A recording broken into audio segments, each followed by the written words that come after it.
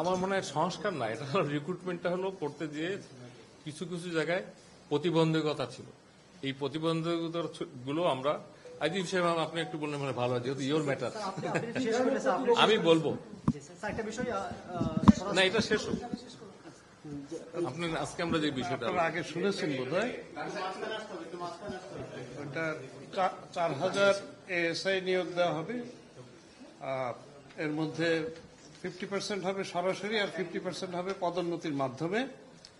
তো সেই প্রক্রিয়ায় আমরা জনপ্রশাসন মন্ত্রণালয়ে আজকে এসেছিলাম। ওই বিধিটা যেটা তৈরি হচ্ছে ওইখানে মাইনর কিছু সংশোধনীয় দরকার ছিল, তো ওনারা সেটা করে দিচ্ছেন, যার জন্য আমাদের এই রিক্রুটমেন্টের পথটা একটু সুগম হলো আর কি।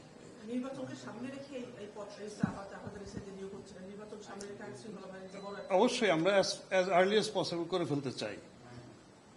জি জি জি জি অনেক জি প্রধান উপদেষ্টা বেশ কিছুদিন আগে আপনারা জানেন বেশ কিছু ফোর্সের স্যাংশন উনি নীতিগতভাবে সম্মত হয়েছেন, সেইগুলাই আমরা আসলে ওয়ার্কআউট করতেছি।